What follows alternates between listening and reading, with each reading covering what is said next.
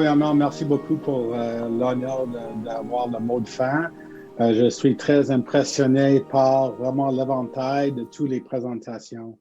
J'ai essayé à travers quelques thèmes et quelques tensions à souligner quelques points, puis peut-être aussi à la fin quelques prochaines étapes et peut-être une mini présentation de quelques images. Alors, premièrement, je vais commencer au début. Il y avait ce débat au début, est-ce que c'est mieux dans le domaine public ou privé? Puis on a vu aujourd'hui que ce n'est pas une question nécessairement de public et privé, c'est plutôt la question, euh, il y en a des solutions formidables dans les deux contextes, puis on a des problèmes dans les deux contextes. Donc, c'est plutôt la qualité et la passion des gens autour de la table. Le deuxième point que j'ai trouvé aujourd'hui, c'est on a vu presque aucun projet réel, et ce n'est pas une critique de tout parce que c'est compliqué, dans un contexte urbain.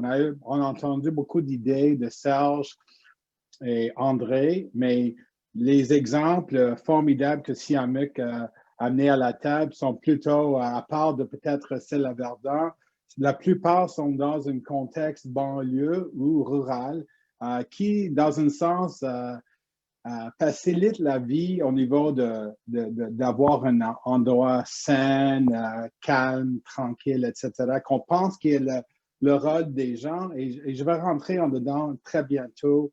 Euh, mais peut-être la question qui est importante à poser, c'est est-ce qu'on veut que les gens changent leur style de vie à la fin de leur vie? Ça veut dire, est-ce qu'on veut bouger les gens dans un contexte urbain dans le banlieue parce que ça, c'est le seul endroit où on a vraiment le logement pour les personnes aînées. Alors ça, c'est pour moi aussi une question importante. Le troisième sujet et tension était la question d'échelle.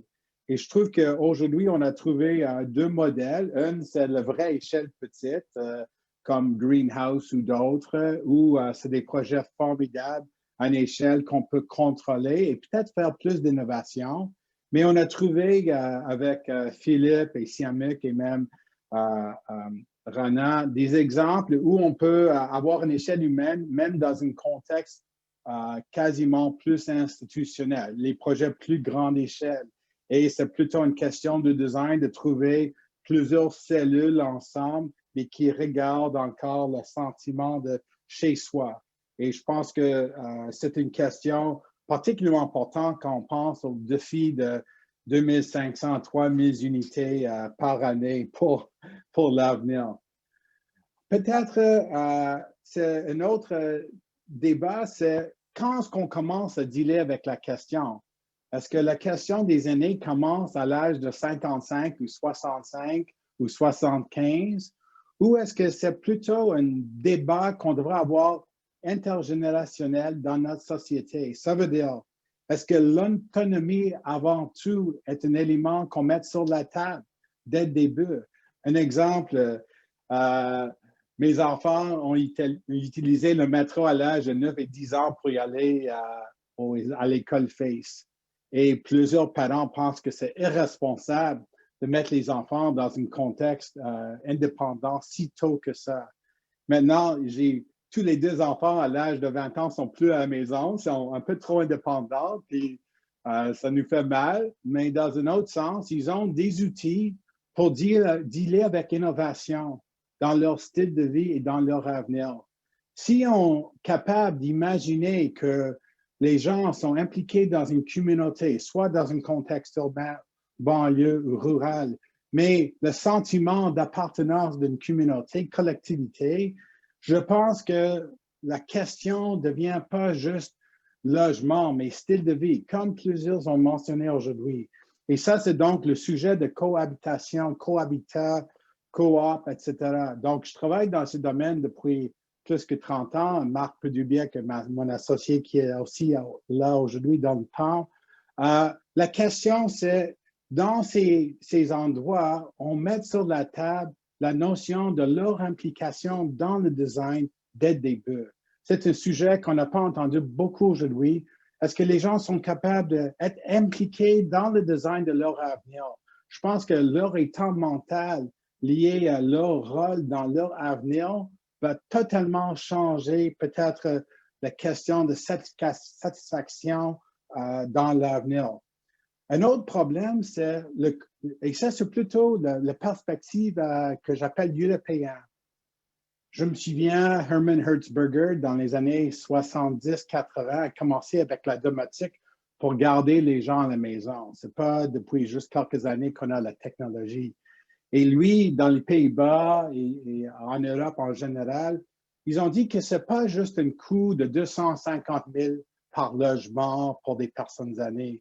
C'est plutôt un coût de construction versus le coût d'opération. Et si on a un sentiment d'autonomie avant tout jusqu'à la fin, la quantité de temps qu'on passe dans un endroit avec beaucoup de coûts d'opération, avec tous l'appui et les soins nécessaires, si on met tout ça dans la formule, ce n'est pas une question de 250 000. Et le parallèle, c'est en construction écologique. Si on regarde seulement le coût de construction et pas les coûts d'opération et analyse de cycle de vie et toute notre empreinte écologique, les débats sont artificiels. Donc, en Europe, ils ont compris que même s'il y a des silos liés avec chaque budget, Madame Blais a un budget, ce n'est pas lié avec le budget local ou des groupes communautaires locaux, etc. C'est vraiment ficelé. Ça, c'est peut-être un de nos grands problèmes. Comment on retourne à un débat que ce n'est pas un bâtiment net zéro, c'est une collectivité net zéro, c'est une infrastructure verte net zéro, et c'est la même chose pour les aînés. Je pense que j'adore le sujet dans la question-réponse que Philippe Boyer a commencé à parler d'une guide, comment modifier et réhabiliter des bâtiments en place. Mais je trouve que la question est plus que juste technique, c'est plus que juste comment on change une salle de bain pour que ça soit adapté aux besoins universels ou des personnes en perte d'autonomie. Je pense que c'est beaucoup plus riche, comme on a vu avant-scène, arrière-scène, la notion de vraiment pas sentir que nous sommes dans une institution, mais c'est aussi complexe au niveau de rénovation lié avec l'enveloppe du bâtiment. Ça, c'est le même argument dans la question écologique aussi aujourd'hui.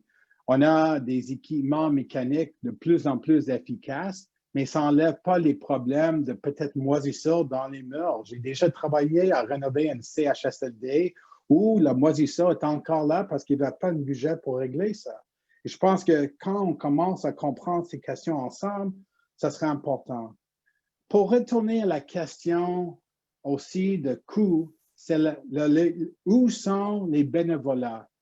Ça veut dire que si on met la plupart de nos personnes aînées dans un contexte banlieusard, ça veut dire que si quelqu'un veut vraiment travailler comme bénévolat, chanter, danser avec les personnes, garder les personnes actives, etc., il faut qu'ils prennent un transport qui prend beaucoup de temps et des fois moins écologique que si on garde les gens dans leur contexte et ils peuvent faire le bénévolat comme une partie de leur vie quotidienne.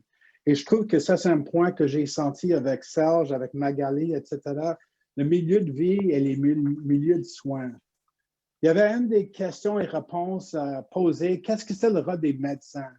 Et je trouve que la question est formidable. Ça me rappelle quand l'UF était impliqué dans le design de la nouvelle section à Hôpital Sainte-Justine pour la néonatologie.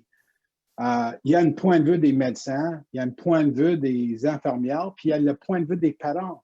Et chacun est différent. Et on a visité quelques designs à Boston, Edmonton, ailleurs. Puis il y en a plus qu'une solution. Et je pense qu'une des clés aujourd'hui, c'est que le gouvernement devra avoir accès à l'argent et accès au changement de zonage qui va donner une pluralité de solutions au lieu d'une solution à la fois. Et comme ça, on sera capable de comprendre que pour des gens qui veulent que la réponse de médecin est la plus simple, ça c'est une chose.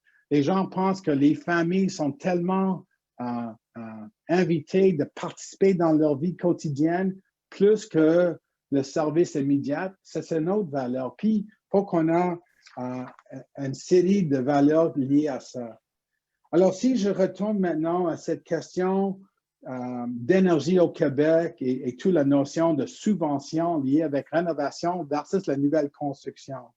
Au Québec, notre plus grand problème, c'est qu'on a plus de carbone dans les déchets, la démolition, la nourriture, et le transport. Et ce n'est pas vraiment dans l'énergie.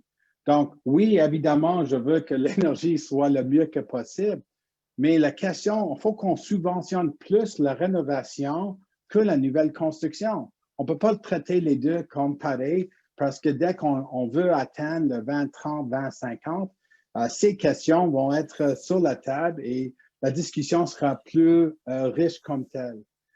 Maintenant, je vais juste dire qu'est-ce que sont les prochaines étapes. Peut-être pour terminer, Danny, n'est-ce pas? Oui, oui. Interdisciplinarité. On a besoin de couper les silos. C'est vraiment un problème. Plusieurs parties prenantes autour de la table dès le début. Il faut qu'on n'ait pas juste le top-down comme solution. Et ça, c'est quelque chose mentionné par plusieurs. Et peut-être c'est notre capacité d'évaluer la situation avec des outils plus riches comme analyse de coûts de cycle de vie. Et je trouve que ça, c'est une question qu'on peut retourner au contexte académique, professionnel et institutionnel. Parce que finalement, sans avoir ces notions, on ne va pas avoir une chance de faire de l'innovation. Un exemple, c'est la notion qui vient de l'Europe de continuum of care. C'est la notion que tu demeures dans un projet à 50, dans 60, tu es dans un autre, mais dans la même collectivité, et à 70, tu n'as pas besoin de quitter le quartier, tu peux rester ensemble pour être toujours impliqué dans votre quartier, et comme ça, notre société va avoir le meilleur de la situation.